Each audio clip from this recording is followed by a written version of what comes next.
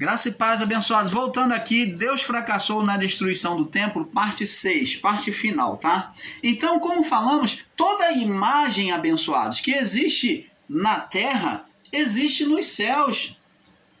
Somente as imagens má que não existe. Então, a imagem boa, quando se fala de trono, tem trono nos céus, o trono divino. Tem o trono.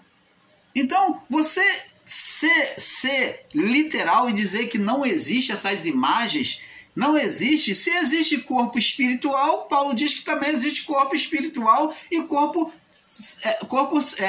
físico e corpo espiritual.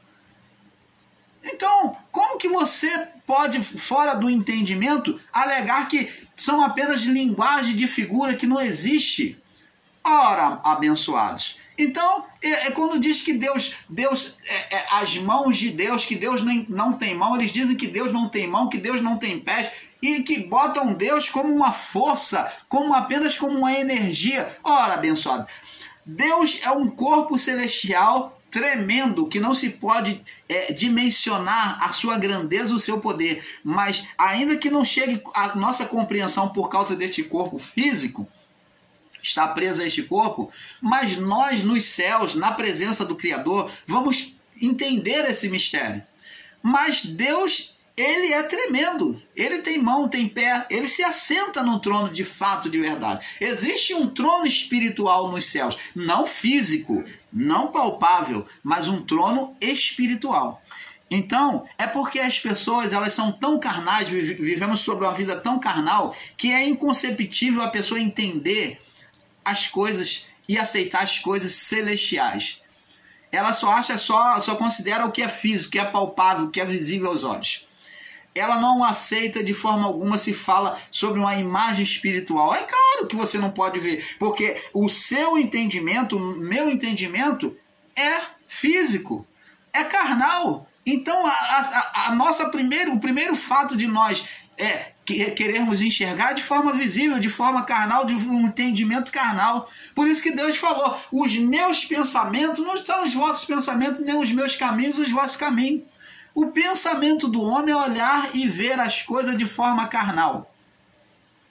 Você está entendendo, abençoados? Então, o Salmo 11, 14, ele diz aqui, ó, o Senhor está no seu santo templo.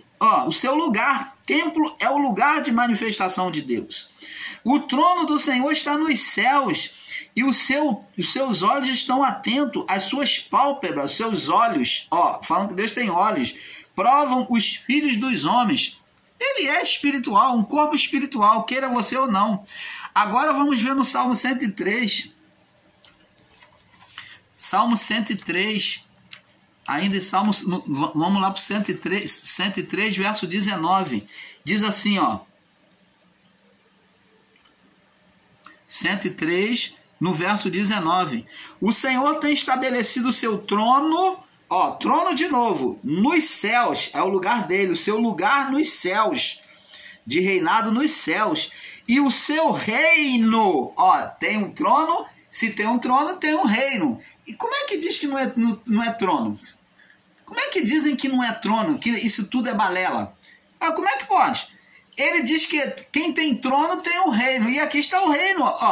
O Senhor tem estabelecido o seu trono nos céus, e o seu reino domina sobre tudo, todo o universo. Sobre todo o universo.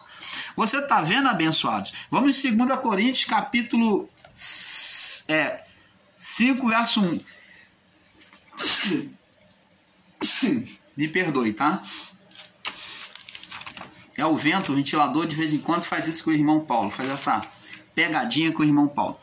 2 Coríntios, capítulo 5, no verso 1, diz assim: porque sabemos que se a nossa casa, Paulo falando, porque sabemos que se a nossa casa é o corpo físico, terrestre, deste tabernáculo, deste tabernáculo é o quê? Templo, morada de Deus. Se a nossa casa, deste tabernáculo, a morada de Deus, temos temos de Deus um edifício, uma casa feita por mãos. Quem fez o homem do barro? As mãos de Deus. Então, mostrando que o homem foi manuseado pelas mãos de Deus, o pó. Foi manuseado pelas mãos de Deus. Uma casa feita por mãos. Temos de Deus um edifício, uma casa feita por mãos, o corpo físico. Por mãos eterna nos céus. Por isso gememos, olha o que Paulo diz, por isso gememos, sofremos e desejamos ser revestido da nossa habitação que é do céu. Por isso é que sofremos, desejamos muitas das vezes estar com Deus, a habitação que é dos céus. Se todavia, estando vestido, não fomos achados nus, porque também nós que estamos nesse corpo, nesse tabernáculo, gememos, gememos carregados, porque queremos ser despidos, queremos sair deste corpo, queremos ser despidos, mas revestido do que é mortal, mas revestido para que o mortal seja absorvido pela vida. Você está vendo que Paulo ensina? Agora vamos em 2 Coríntios ainda, no capítulo 7. Olha o que ele vem confirmar de novo. Capítulo 7, no verso 4 ao 21. Diz assim, do verso 4 ao capítulo 7, verso 4 ao 21. Diz assim. Não, Coríntios, 2 Coríntios, capítulo 7, eu creio que o irmão Paulo marcou aqui essa referência errada, tá? Você desconsidera essa referência, tá?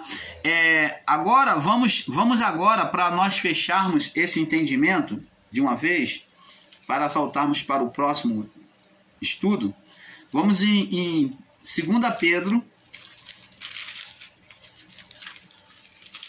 Pedro falando sobre o juízo do templo. 2 Pedro, no capítulo 2, no verso do 2 até o 15, do 2 ao 15, tá? Mas eu não vou ler todo não, você lê depois, tá bom? 2 Pedro, do 2 ao 15. Vamos ler do verso 1, diz aqui: e também houve entre o povo falsos profetas, falsos ensinadores, né, como se dizendo ser de Deus. Como entre vós haverá falsos doutores, ensinadores, que introduzirão encobertamente heresias de perdição, negarão o Senhor que os resgatou, trazendo sobre si mesmo repentina destruição. Verso 2: muitos seguirão as suas dissoluções, os seus ensinos, os quais pelos quais será blasfemado o caminho da verdade. E por avareza, por ganância, farão de vós negócios. Vão usar vocês para fazer negócios com palavra fingida, para ganhar dinheiro. Sobre os quais eu já de largo tempo não será tardia a sentença, e a sua perdição não dormita. Porque se Deus, olha bem, presta atenção, se Deus não poupou os anjos que pecaram, mas havendo-os lançado no inferno, olha só, o juízo de Deus contra os anjos que trouxeram essa falsa doutrina, o falso ensino para os homens. E entregou as cadeias de escuridão, ficando reservado para o juízo. E existem pessoas que dizem que não existia demônio, não existia anjos maus, o ser Satanás nunca existiu. E então o que esses anjos são? E não perdoou o mundo antigo, mas guardou a Noé, a oitava pessoa, o pregador da justiça, ao trazer o dilúvio sobre o mundo dos ímpios. Condenou à destruição as cidades de Sodoma e Gomorra, reduzindo a cinzas e pondo, por exemplo, aos que vivessem impiamente. Então, o ser espiritual, Satanás, ele desejando ser igual a Deus, no juízo, ele vem querer fazer igual a Deus, porque Deus destruiu Sodoma e Gomorra. Deus fez juízo contra a carne, né? No período noélico, nós vemos aqui registrado em Pedro. Então, ele então vem se assentar como se fora o próprio Deus, esse ser espiritual, na sua liberdade de reinado, no final dos tempos, quando ele é solto. Nós vemos aqui no verso 4 que ele está preso com os anjos. Então, agora, Deus vem deixar ele reinar, e então agora ele vem fazer como o próprio Deus. Ele vem lançar fogo, como ele lembra lá de Sodoma e Gomorra, e ele vem lançar fogo sobre a cidade, não um fogo dos céus só, mas ele vem fazer com que os homens ateiam fogo sobre a cidade de Jerusalém. Ele vem fazer um juízo contra a carne, contra o mundo físico, o povo de Deus e a cidade de Deus, que foi chamada Jerusalém, e o templo de Jerusalém. Então agora ele vem pleitear contra os filhos de Deus. E olha, o canal Luz da Graça nunca ensinou o ser espiritual Satanás como um arqui-inimigo de Deus, até porque sempre ensinamos que ele sempre prestou favor a Deus. Ele é como um cão, ele foi como um cão acorrentado e que prestava serviço a Deus quando Deus bem quisesse. Quando Deus quisesse, desejava usar ele, Deus usava ele mesmo para punir os rebeldes. E Deus, na sua sentença, Deus fez da mesma forma. Ele usou o ser Satanás, ele deu liberdade para ele agir, punindo os ímpios, aqueles que eram ímpios, aonde haveria mortes, e essas vidas teriam que comparecer diante de Deus. A partir daí, que agora já não é mais vida física, mas agora uma vida espiritual, alma, essas almas seriam julgadas. Esse é o juízo de Deus que aconteceu a partir dos anos 70. No ano 70, primeiro veio o juízo do ser espiritual Satanás, para juntamente após isso vir o juízo de Deus, com a morte do corpo. O juízo de Deus só se daria com a morte do corpo.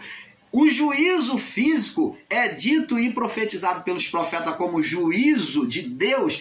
Por quê? Porque somente por ele, a partir dele, é que se daria o juízo espiritual. Então eles estão interligados como se fosse um só juízo, mas não são o mesmo juízo. Um é o juízo executado pelo ser Satanás, porque ensinar que o juízo físico foi o juízo diretamente, de forma literal, de Deus, é dizer que Deus ele é ardiloso, que ele é maligno, que é um Deus de dupla personalidade, que é um Deus louco, que vem prevenir, que vem falar por boca através do seu filho, para o povo se guardar, os cristãos se guardar, que vai vir um fim, mas que na verdade ele mesmo vem aplacar. É contraditório aonde o pai diz que pela boca do profeta diz que vai haver destruição, e agora ele mesmo vem destruir.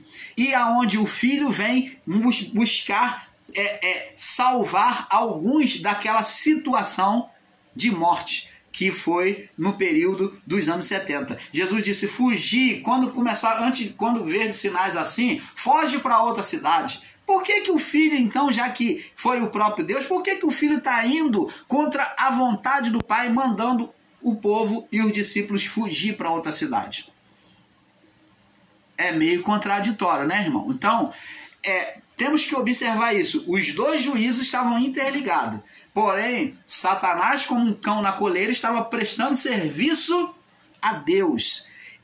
Deus, na sua permissividade, né, porque era a legalidade do ser espiritual Satanás reinar sobre a carne, então Deus, ele vem usar essa legalidade, como também usou em Jó, na tentação de Jó. Ele usou essa legalidade para chegar ao seu propósito, para cumprir o seu propósito, que é juízo sobre a alma, tirar o mundo do estado de condenação, aonde chegaria o fim da existência do ser espiritual Satanás e os seus anjos.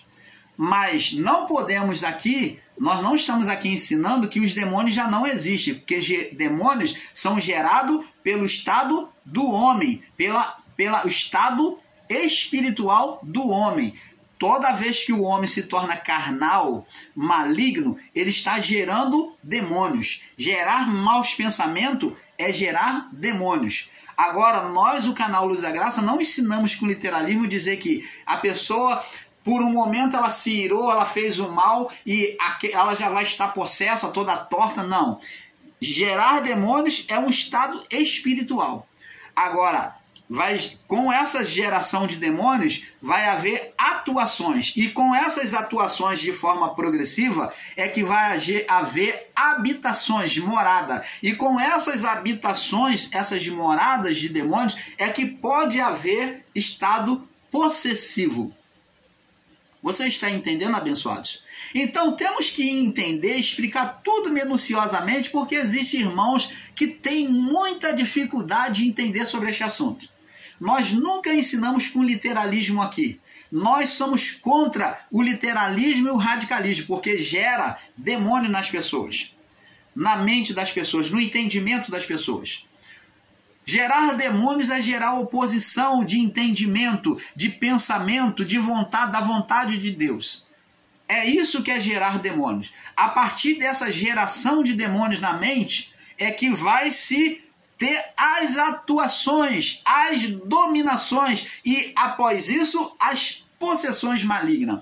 Uma pessoa não entra em estado possessivo de uma hora para outra. Se uma pessoa entrou em estado possessivo, é porque ela já está com atuações, dominações há muito tempo. Esse mal já está sendo gerado, como diz aqui, para nós finalizarmos e finalizando esse assunto, como diz aqui o apóstolo Tiago. Vamos ler aqui o que Tiago diz aqui, ó.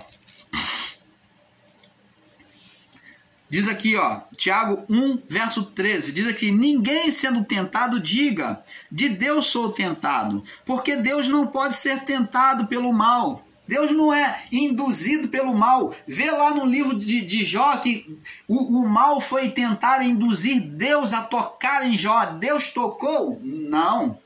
Então Tiago está certo. Deus não pode ser tentado pelo mal. Deus não é comandado pelo mal, induzido pelo mal. Deus não tocou. O ser espiritual Satanás falou: toca nele e verás se não blasfema de ti. Deus não duvidou de Jó. Deus não tocou. Ele não se sujeitou à palavra do mal. Tá vendo? Deus não pode ser tentado pelo mal e ele a ninguém tenta. Foi Deus que tocou em Jó? Não. Deus não tenta. Quem tentou a Jó? O ser espiritual Satanás. Mas cada um é tentado quando a condição de quando é que o mal ele se aproxima da pessoa. Legalidade. Olha, diz assim, ó. A palavra diz assim, ó: aquele que é nascido de Deus, esse o maligno não toca.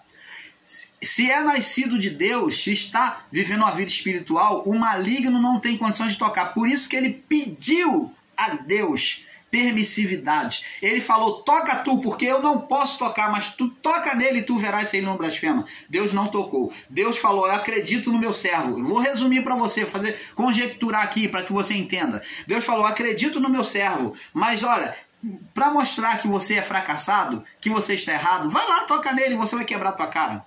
Então ele tocou e quebrou a cara. Jó manteve a sua fidelidade. E diz aqui, ó: mas cada um é tentado quando é atraído. Ó, cada um é tentado quando é atraído. Ó, Eva foi atraída no seu pensamento, no seu desejo que surgiu no coração dela. E é engodado pela própria consciência, pela própria mente. Consciência, a própria mente. E engodou. A mente de Eva enganou ela ou não? Chamada serpente. A serpente enganou ou não enganou? Enganou. Paulo diz, ó: eu temo que assim como a serpente enganou Eva, também vocês sejam enganados nos vossos pensamentos, na vossa consciência. Então, o desejo de Eva, com a consciência dela, fez com que enganasse ela. A consciência, o desejo dela fez com que a consciência fosse enganada. Depois de, diz aqui no verso 15, depois da concupiscência, que é a vontade, primeiro foi a vontade de Eva, viu a árvore que era agradável para comer, desejosa para dar entendimento, né? Então, boa de vista. Então ela falou, vou comer. Eu vou comer. E a consciência dela enganou ela e falou, olha, coma porque você vai ser igual a Deus. Coma porque você vai ser igual a Deus. Ele não quer que você descubra se vocês saibam o que ele sabe, você vai conhecer mais coisa. É isso que houve, amados. Nada mais além do que isso. Depois de haver concebido, depois de a concupiscência, o desejo da carne. O desejo da carne. Concupiscência, desejo da carne. Depois de haver a concupiscência, o desejo da carne concebido, né? Concebido, completado, dá luz ao pecado. Dá luz ao pecado, gerou. Então, o pecado, ele iniciou na mente de Eva. O estado de condenação começou na mente. E o pecado sendo consumado, sendo praticado, a mulher, ela já se fez oposição a Deus, desejando ser igual a Deus. E ela deu o seu marido, induziu o seu marido, e eles praticaram, foi consumado. Gerou o estado de morte. Uma vez consumado, gera morte. Morte espiritual. Então diz aqui, tá vendo? Não erreis, meus amados. Toda boa dádiva, Deus não tem mal. Aos que ensinam que Deus é bom e é mal, que é luz e que é trevas, que Deus é maligno, que o mal vem de Deus. Isso aqui põe por terra. Não erreis, meus amados. Quem está olhando Deus como mal, então está errando. Não erreis, meus amados irmãos. Toda boa dádiva, todo dom perfeito, toda boa dádiva, tudo aquilo que é bom, maravilhoso, todo dom perfeito, toda manifestação de dom perfeito, de bondade do homem, toda bondade que o homem possa fazer para o outro homem, vem de quem? É do próprio homem. A carne não tem prazer no que é bom, mas vem do alto. É Deus que está exercendo seu poder ali naquela mente, naquele coração, descendo dos pais, desce, tá vendo? Sobre o homem, descendo do Pai das luzes, em quem não há variação. Deus tem mudança, ora bem, ora é mal. Deus é luz e é trevas. Ora Deus está bom, ora Deus está mal. Não. Em quem não há mudança, nem sombra. Deus não tem trevas nele. Não tem trevas, não tem sombra. Deus não é luz e é trevas. Não. Deus não é. Ele é Deus e é o diabo. Não, Deus não é. Ele é o bem e é a serpente. Não, Deus não é nada disso. Em quem não tem sombra, não tem treva, não tem variação, sombra de variação. Segundo a sua vontade, ele nos gerou pela palavra da verdade, para que fôssemos primícia das suas criaturas. Então, tá vendo, abençoados?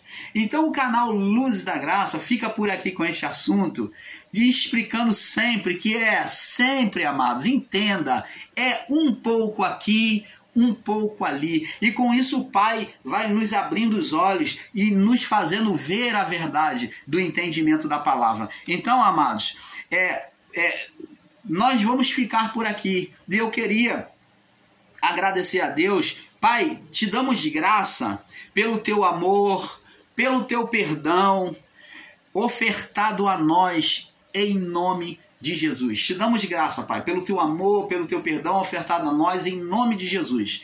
Graças te damos. Paz seja dada a todos.